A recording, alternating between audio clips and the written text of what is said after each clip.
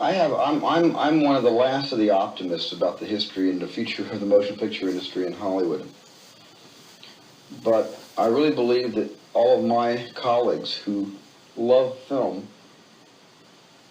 and know nothing else, if the end of the world came, we probably couldn't dig a hole to climb into. We wouldn't know how to do that either. We know movie making.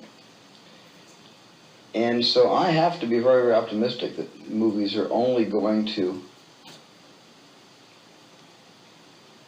expand, hopefully not at the expense of other films that might contract for economic reasons. Because we all know that money is short today. This is 1982, and the dollar doesn't stretch as much as it used to. In 1974, when I made Jaws, and I went 100 days over schedule, went from 55 to 155 shooting days, the budget went to 8, which is twice as much.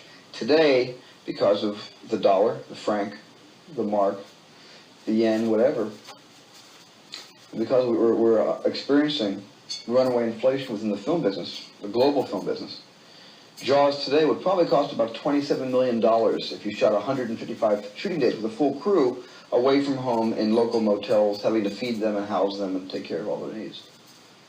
So, my fear is that a movie like my most current film, E.T., which cost $10.3 million, which for me is really the least expensive movie I've made in the last couple of years, even a film like E.T., 5 years from now, probably going to cost about $18 million. And that picture takes place in a house with children, a backyard, a front yard, one shot in a forest. Very limited locations. I don't think we can blame anybody. I don't think we can go around blaming people for, blaming unions for inflating budgets by the annual 15% increase in Hollywood across the board. We can't just blame the government. We can't just blame the shrinking dollar. And because there's nobody essentially to blame because of the state of the economic art, I think the best we can do is just live with what we've got.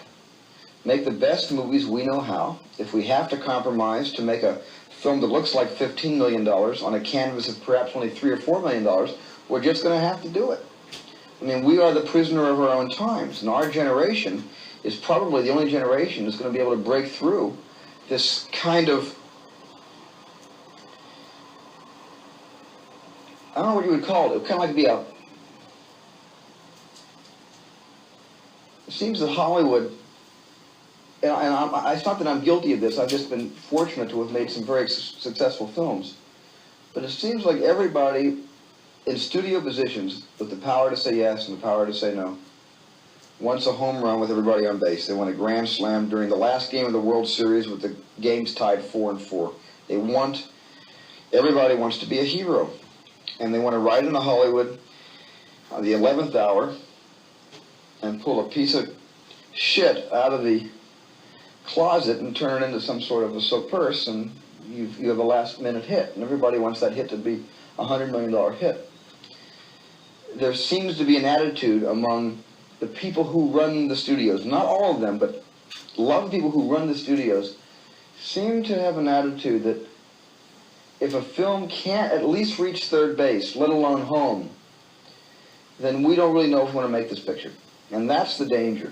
The danger is not from filmmakers, the danger is not from the producers or the writers, it's from the people who are in control of the money, who essentially say, I want my money back, and I want those returns multiplied by the powers of 10.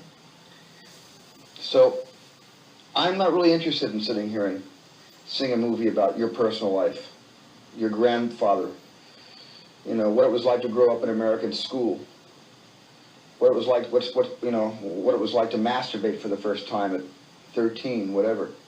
I want a picture that's going to please everybody. In other words, I think Hollywood wants the ideal movie with something in it for everyone. And of course, that's impossible.